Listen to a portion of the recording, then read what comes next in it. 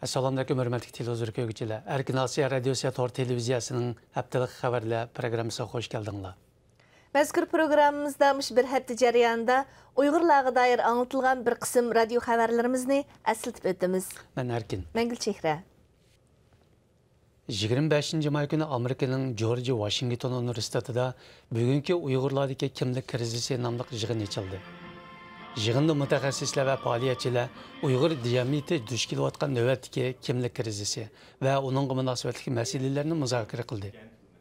Yığında Amerika Drexel Universitetinin professori Rebecca Closey, Brian Maury Universitetinin professori Lauren Hansen, Dünya Xristiyanlar İttifaqının Washington şəhərdə turishli xadimi Louisa Griff qatarlıq mutaxassis və fəaliyyətçilər söz qilib, Uyğurlar duş kelayotgan növbətdəki krizisqa taqabul turishning choralarini va bu jihatdagi qarashlarni o'tirg'a qo'ydi.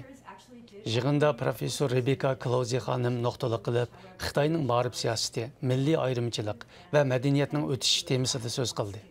Professor Lauren Hansen xonim nuqtali qilib, Uyg'ur diyoridagi Xitoycha taraqqiyot va uning natijasida Uyg'ur o'tiri qatlamining vujudga kelishi.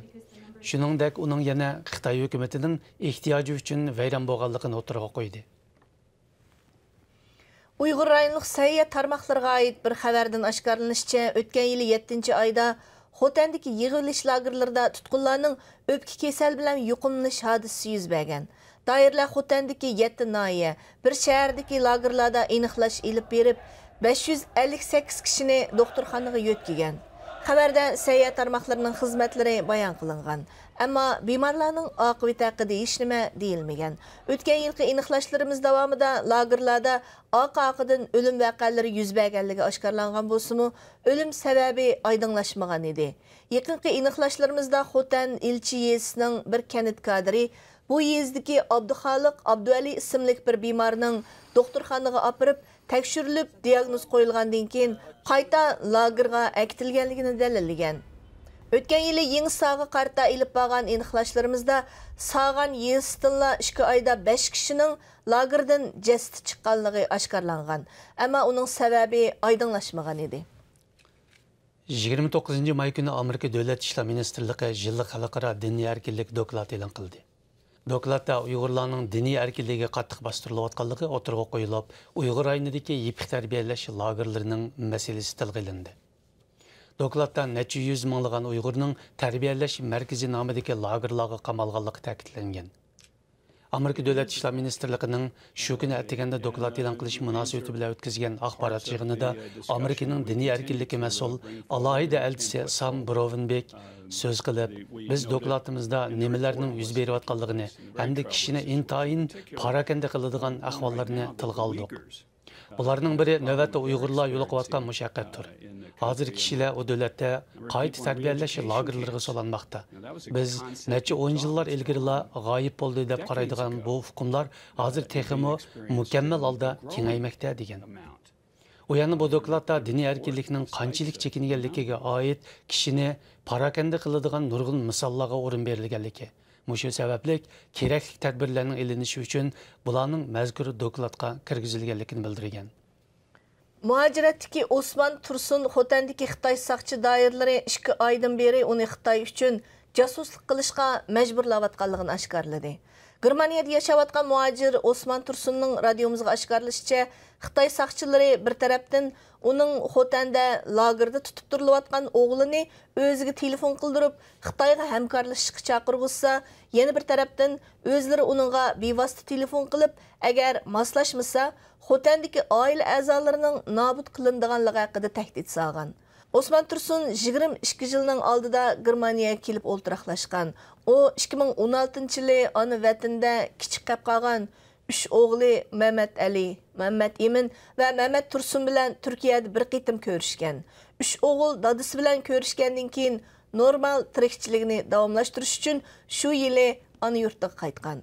Bultur Uyg'ur rayonida yig'ilish lagerlari ta'sis qilinganda bu 3 o'g'il tangla lagerga akitilgan. Uning bildirishicha, Xitoy saqchilari bu yil 2-oyda uning lagerda solinib yotgan 24 yoshli kenja o'g'li Muhammad Tursun Osmanni lagerdan qo'yib berib, Germaniyadagi dadasi bilan ko'rishtirish uchun Arab Birlashma Xalifligiga chiqargan.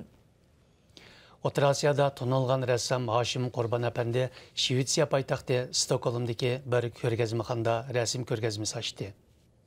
Stokgolm shaharlik hukumat bilan Qozog'istonning Shvetsiyada turishlik elchixonasi birlikda uyushtirgan Diyar nomli mazkur rasm ko'rgazmasi 5-oyning 25 kunidan 31 kunigacha bir hafta davomlashgan.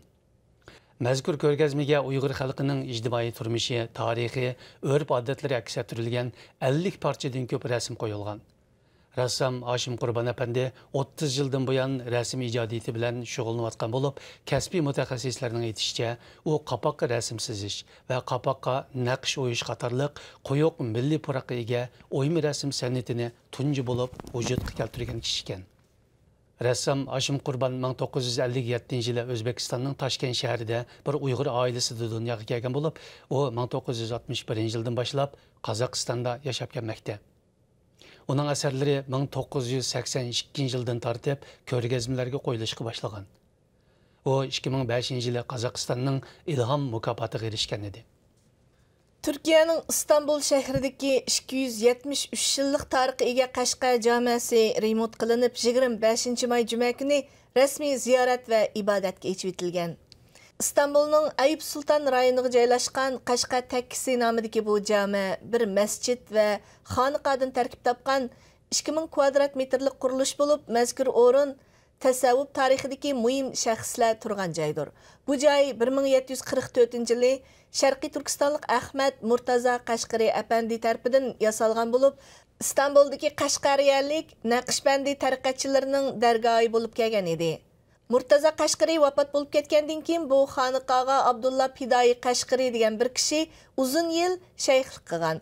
Mazkur xonaqa Xitoy hukumati Uyg'ur rayonida diniy erkinlikka cheklama qo'yib, xonaqa masjidlarni taqovatgan bir mezgilda remont qilinib, ibodatga echildi. Muhtaram televizor ko'ruvchilar, yuqorida Erkin Osiyo radiosi tor televiziyasining haftalik xabarlar programmasini ko'rdinglar. Diqqat berganingizga rahmat. Xayr xo'sh. Xayr xo'sh.